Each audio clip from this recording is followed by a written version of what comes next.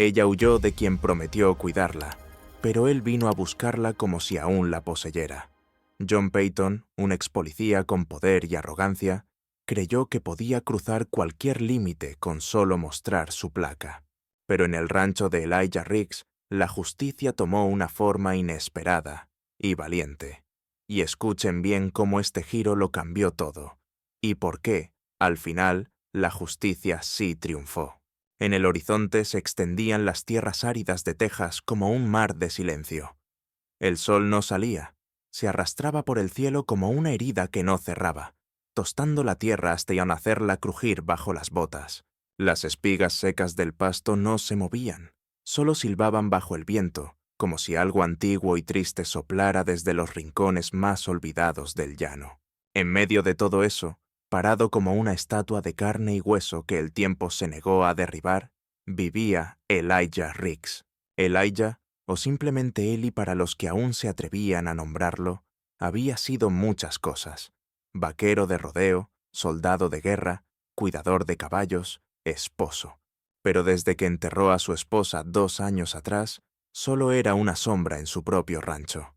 Ella se llamaba Catherine, y la enfermedad se la llevó en silencio, como una tormenta que entra sin ruido y se lleva todo sin dejar huellas.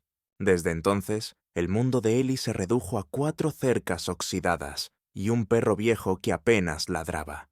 Tenía 47, pero la pena le había arrugado la piel y encorvado el alma como a un hombre de 70. Ya no hablaba. Reía aún menos. Se despertaba con el sol y se acostaba con la luna, solo para volver a repetir los mismos gestos al día siguiente. Alimentar a los caballos, limpiar los bebederos, contar las pacas de heno como si de eso dependiera no volverse loco. Por las noches se quedaba mirando el techo de su habitación, donde colgaba la lámpara que ella había elegido. Ya no la encendía. A veces, en la oscuridad, pensaba que si aguantaba un poco más sin moverse, podría oír su voz. Pero la soledad es traicionera. Se mete entre las costillas, seca los ojos y convierte al silencio en enemigo. Incluso los hombres más fuertes caen cuando el alma les queda demasiado vacía.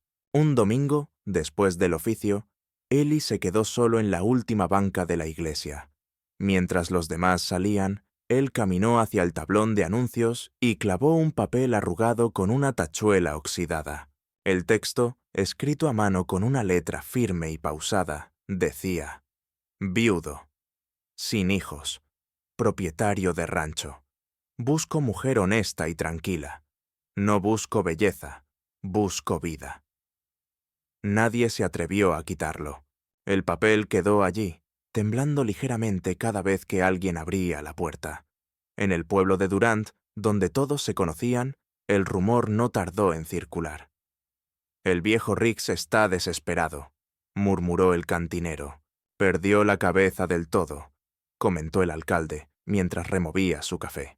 Pero ni uno solo se lo dijo en la cara, porque sabían que cuando un hombre como Eli pide compañía, no es por capricho. Es un grito desde lo más profundo.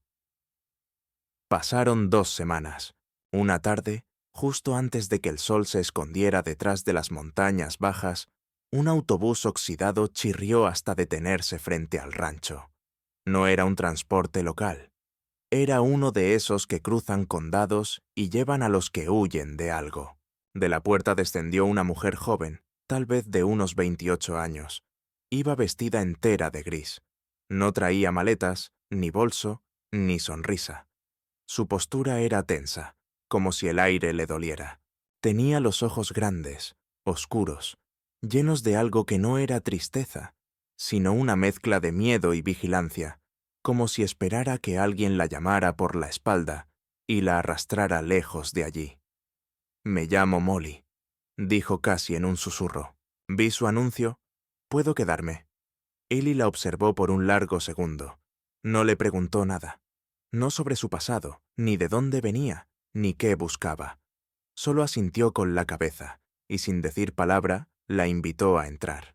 Había visto el mismo abismo en otros ojos, en el campo de batalla, en hospitales, en funerales. Sabía cuando alguien ya había llegado al límite, y también sabía que, a veces, lo único que uno necesita es un lugar donde no se hagan preguntas. Desde ese día vivieron en silencio. Dormían en habitaciones separadas. Él cocinaba el café por las mañanas. Ella lavaba sus camisas al final de la tarde. Él reparaba el tractor viejo. Ella regaba las plantas que apenas resistían en la aridez del porche. La rutina no era compañía, pero era algo. Un ritmo, un pacto tácito de no hacerse daño. Pero cada noche, cuando Ellie se tendía en la cama, oía los sollozos, apagados, como si ella mordiera la almohada para que no se notaran. Lloraba como quien ya ha llorado demasiado y aún no se vacía. Lloraba como quien no sabe si mañana podrá seguir fingiendo que todo está bien. Ellie no se acercaba, pero apretaba los puños, porque había algo profundamente injusto en ver llorar así a alguien que apenas comenzaba a sanar. Y aunque no decía una palabra, Ellie sentía que por primera vez en mucho tiempo, el rancho ya no era solo suyo. Había otro corazón latiendo entre esas paredes, y por más débil que sonara, al menos sonaba. La tarde caía sobre el rancho cuando Elijah entró a la cocina. Allí estaba Molly, de pie frente al fregadero, lavando un plato que ya no necesitaba más agua.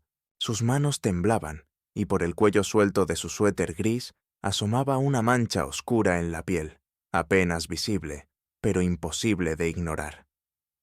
Ellie se apoyó en el marco de la puerta. Su voz fue baja, firme. ¿Quién te hizo eso? Molly giró lentamente. Su rostro perdió el color. No tienes por qué... Sí tengo. Si sigues con miedo, él todavía está contigo. Ella bajó la mirada. Se sentó y comenzó a hablar. Su voz era suave, cortada. Contó de John Peyton, su esposo, un oficial respetado en Oklahoma, de cómo, tras perder un embarazo, él cambió. Cómo el cariño se convirtió en control, el control en gritos, y el silencio en su única defensa. Nadie la ayudó. No confió en nadie. Solo respondió al anuncio de Ellie porque intuía que un hombre que rogaba por una esposa en un boletín de iglesia debía tener el alma rota, pero aún limpia. Ellie no habló. Caminó hasta un viejo armario, sacó un revólver gastado por los años y lo colocó sobre la mesa. Bajo este techo estás segura. Nadie te tocará. Molly rompió a llorar, no de miedo, sino de alivio. Por primera vez en mucho tiempo, no estaba sola. 2 semanas después, al atardecer, un vehículo negro se detuvo frente al rancho. Del asiento bajó un hombre alto, trajeado, con pasos seguros. Tocó la puerta como si fuera dueño del lugar. «Busco a mi esposa», dijo mostrando una credencial. «Soy John Peyton. Tengo derecho legal sobre ella». Ellie lo observó en silencio, su expresión endurecida. «En esta tierra, sin orden judicial, no eres nadie. Lárgate». Peyton sonrió con arrogancia. «La estás ocultando. Volveré con una orden». Molly oyó todo desde la ventana. Esa noche se sentaron en silencio frente al fuego. Ella habló primero. «Debo irme. No quiero que termines envuelto en esto».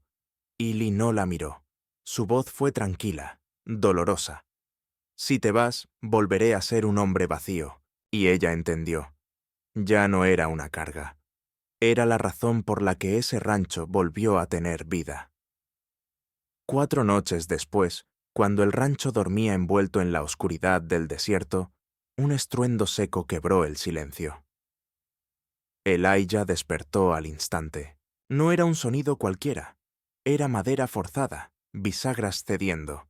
Tomó su revólver, encendió la luz exterior y salió con pasos firmes. Frente a la puerta trasera, 3 figuras se recortaban bajo la luz. Una de ellas era John Peyton. Otro sostenía un par de esposas, todos armados. Ninguno llevaba uniforme. «¡Policía!», gritó uno. «Entreguen a la mujer, está escondida aquí». Pero no había patrullas, ni placas visibles, solo hombres decididos a imponer su propia ley. Ellie no dudó. Disparó al aire, luego al suelo, justo frente a sus botas. El siguiente será al pecho, advirtió sin levantar la voz.